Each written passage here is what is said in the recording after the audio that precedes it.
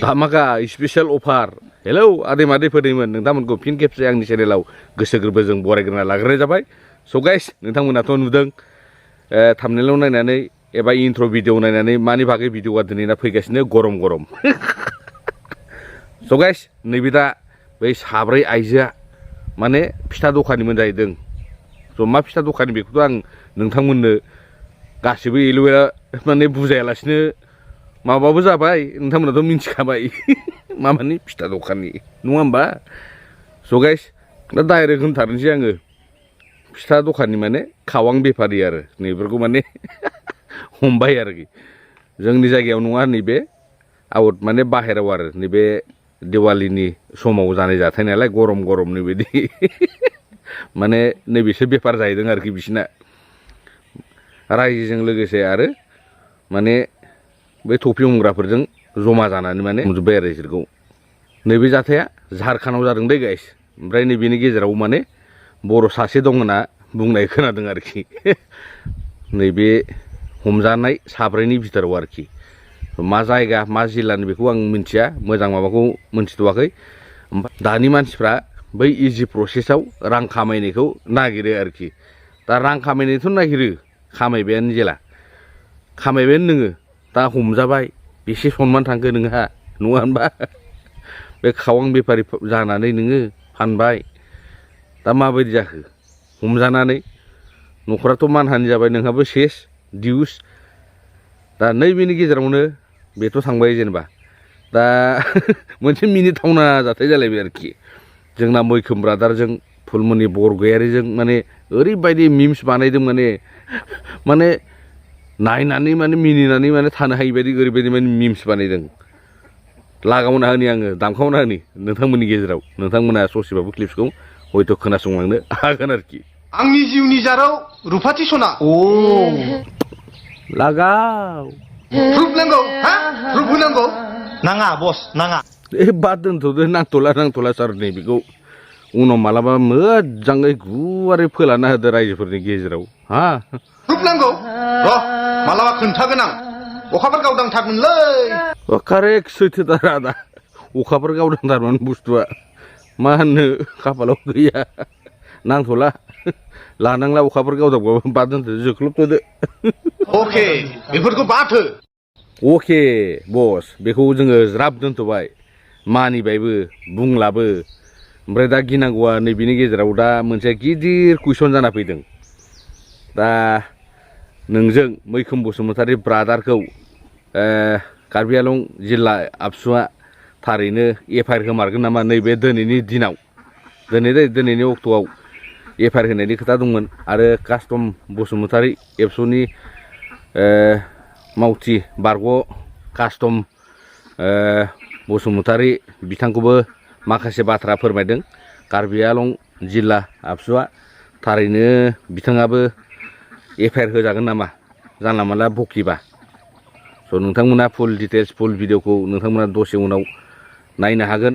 स' भुलाथ' सानसे नङा सानसे बयहाबो जाखायो आं बेखौबो मिथियो.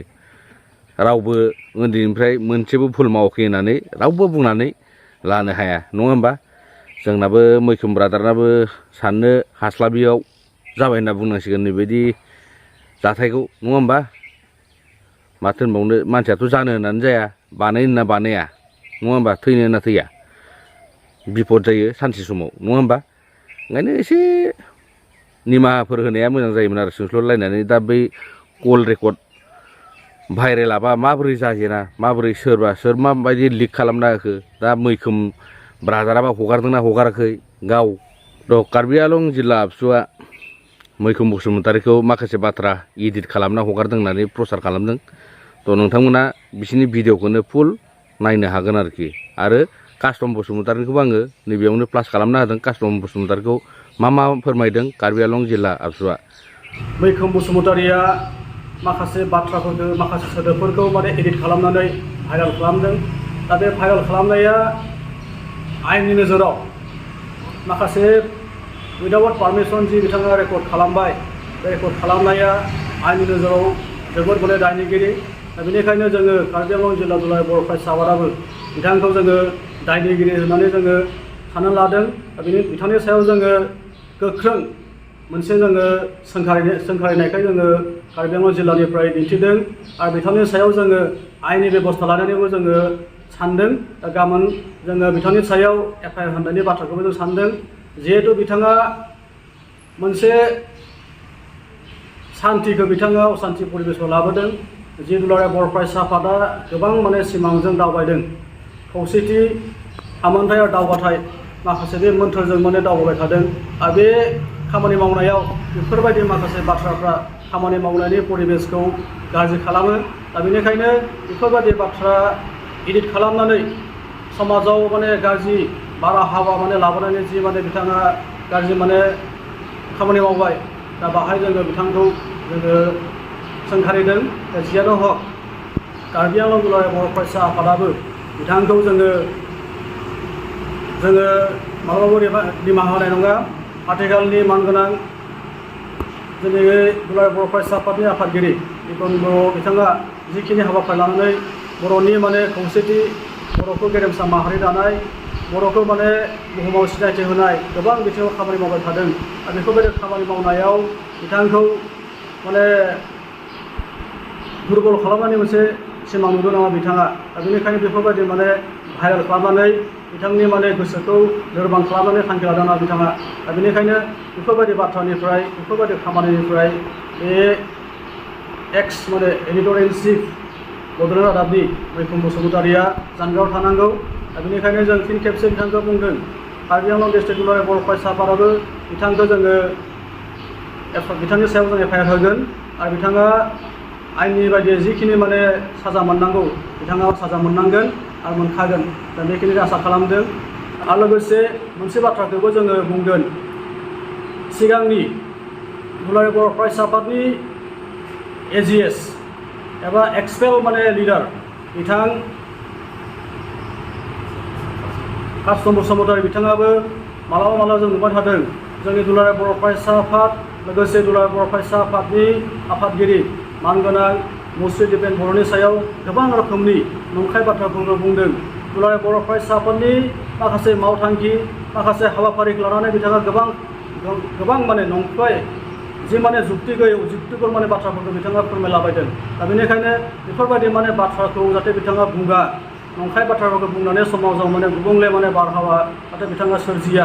दा बेनिखायनो जोङो कासम बसुमतारी एक्सपेल माने लिडार दुलाराय बर' फरायसा आफादनि बिथांखौबो जोङो गोख्रोङै सोंखारिदों जाहाथे बिथाङा बेफोरबायदि बाथ्रा बुंनायनिफ्राय जानगाराव थायो। नंखाय बाथ्राफोरखौ फोसावलाबायनानै समाजाव एबा दुलाराय बर' फरायसा आफादनि माखासे मावथांखि, माखासे हाबाफारि लानायाव बिथाङा जाहाथे माने हेंथा होआ। बे माने बेफोरबायदि खामानिनिफ्राय जाहाथे बिथाङा जानगार जायो। दा बेनिखायनो जोङो कार्बि आंलं डिस्ट्रिक्ट दुलाराय बर' फरायसा आफादनि जानानै बिथां कासम बसुमतारीखौबो जों सोंखारिदों। आरो बिथाङा जुदि नंखाय बाथ्राफोरखौ, नंगुबै बाथ्राफोरखौ ओरैनो माने गावनि बेक्तिगत लाब लानो थाखाय